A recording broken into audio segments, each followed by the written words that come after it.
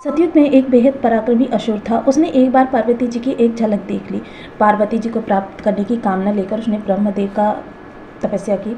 ब्रह्मदेव की तपस्या स्वरूप प्रसन्न हुए और उन्होंने कहा, वत्स वर मांगो। उसने कहा कि मैं जिस व्यक्ति के सिर पर हाथ रख लूँ वो व्यक्ति भस्म हो जाए। ब्रह्मदेव ने कहा, ये मेरे पास नहीं है, आप देवादिदेव महादेव जी के पास जाइए। महादेव जी की उसने तपस्या की। महादेव जी प्रसन्न हुए। महादेव जी से उसने सेम वर मांगा कि मैं जिस व्यक्ति के सिर पर हाथ रख दूं वही भस्म हो जाए।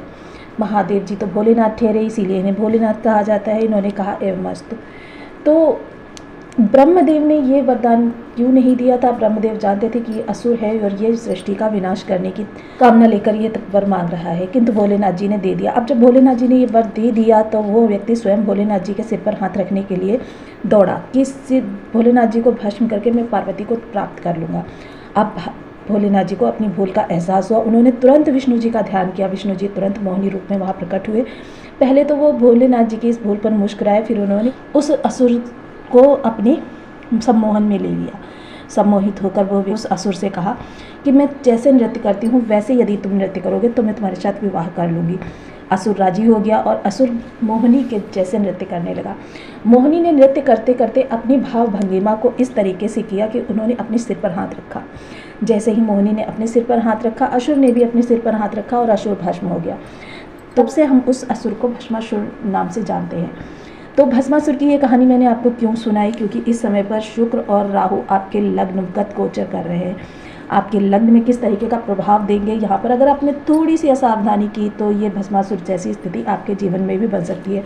वैसे तो आपकी बहुत ही शुभ स्थिति बनी हुई है, क्योंकि राहु शुक्र का संबंध। शुक्र क्या है? आपके प्रेम, ऐश्वर्य, लग्जरी, जीवन को कितने आरामदायक तरीके से आप जीते हैं, कितना यश वैभव कीर्ति होता है, कितना सम्मोहन होता है आपके अंदर, ये चीज़ें सब शुक्र से ही होती है।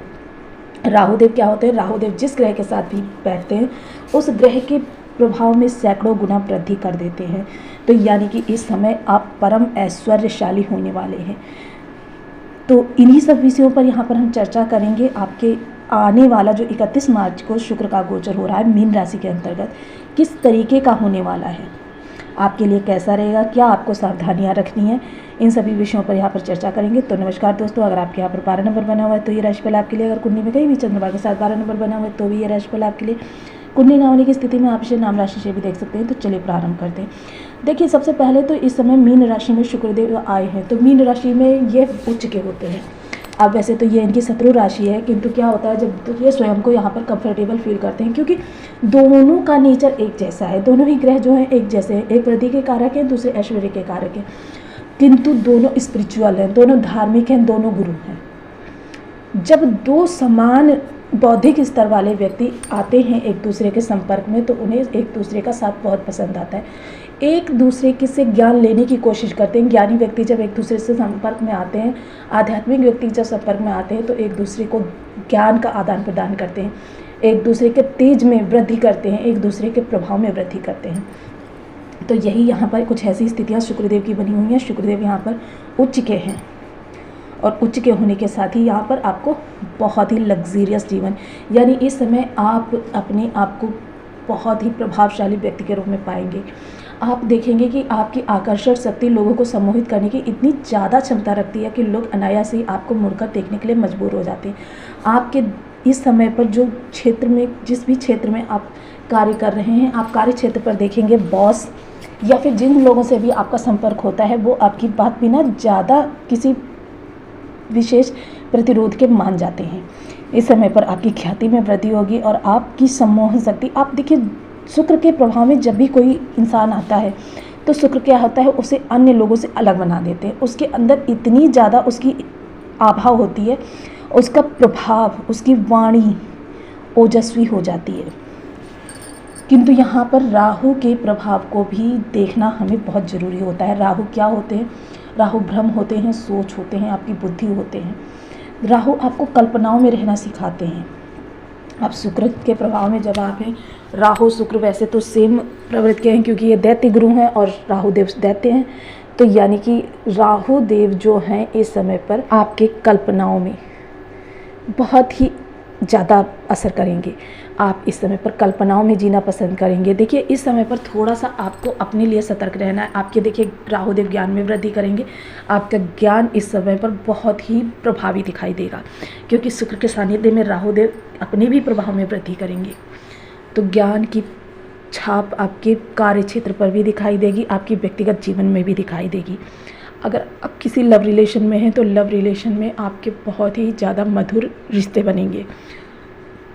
थोड़ा सा यहाँ पर सतर्क रहिएगा, क्योंकि यहाँ पर आपकी 7.5 भी बनी हुई है द्वादश भाव में, तो आपके खर्चों में भी अधिकता हो सकती है। इस समय पर आप अपने लव पार्टनर को इतने ज़्यादा महंगे गिफ्ट दे सकते हैं कि हो सकता है आप ओवर बजट हो जाएं, या फिर हो सकता है कि आप साल भर की इनकम ही एक ही गिफ्ट में ख़त्म कर दें, क्योंकि आपके अंदर खर्च करने की प्रवृत्ति भी बढ़ा रहे हैं। तो बहुत ही इस समय पर आपको इस चीज़ों में सतर्क रहना है कि कहीं ऐसा ना हो कि इस समय को, क्योंकि देखिए शुक्रदेव जब भी आते हैं तो शुक्रदेव आपको लग्जीरियस के प्रति आकर्षित करते हैं।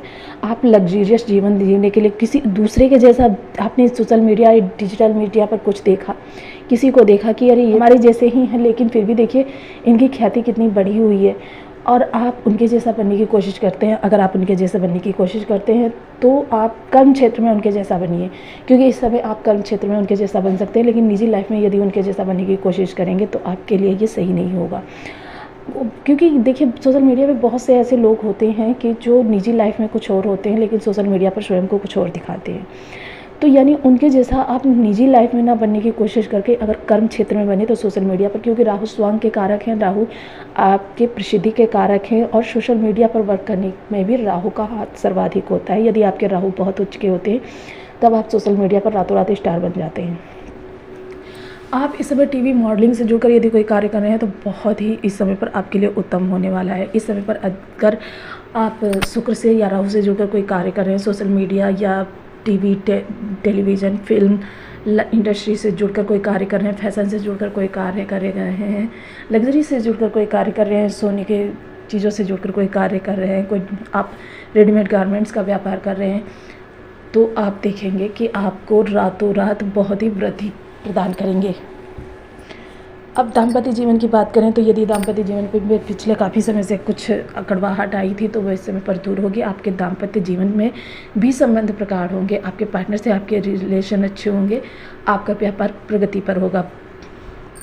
भाग्य भाव की बात करें तो भाग्य भाव पर जब दृष्टि डालेंगे तो भाग्य का आपको साथ मिलेगा। आपके भाग्य से आपके कार्य बनेंगे जो इस समय पर 99 पर आकर रुक गए थे, अटक गए थे, वो इस समय पर आपके सुचारू रूप से आगे बढ़ते हुए दिखाई दे रहे हैं।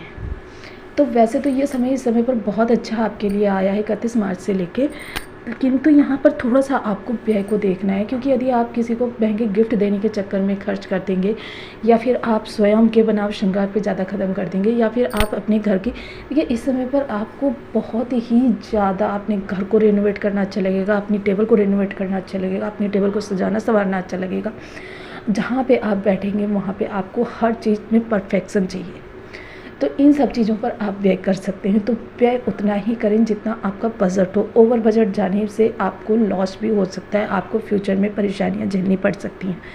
तो इसीलिए मैंने आपको भस्मासुर की स्टोरी सुनाई थी कि यदि आपने थोड़ी सी असावधानी से इस समय पर काम लिया, देखिए हर चीज़ अगर देखें तो ज़रूरी होती है, किंतु इस समय आपका बजट भी देखना बहुत ज़रूरी है। 7.5 के चलते आपके खर्चे पहले से बढ़े हुए हैं, और इस समय पर अगर आपने और अधिक खर्चे कर लिया तो आपके लिए स्थितियाँ नियंत्रण से बाहर हो जाएंगी। तो यहाँ पर आपको थोड़े से उपायों की भी ज़रूरत पड़ेगी। अब उपायों के रूप में अगर बात करें तो राहु देव के लिए सबसे पहले उपाय करें।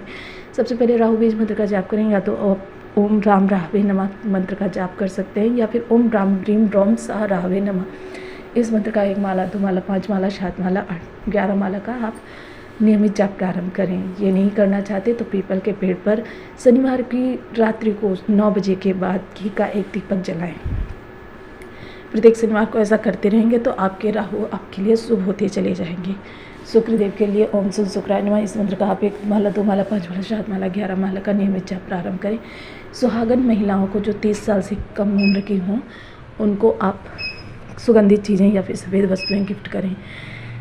ऐसा करने से आपके शुक्र बली होंगे। तो आपको वीडियो कैसी लगी मुझे कमेंट बॉक्स में जरूर बताएं। चैनल पर न्यू है तो प्लीज़ वीडियो को लाइक, शेयर, चैनल को सब्सक्राइब करना बिल्कुल ना भूलें। मिलती हूँ नेक्स्ट वीडियो में, तब तक के लिए नमस्कार। अपना ध्यान रखें, स्वस्थ रहें, मस्त रहें।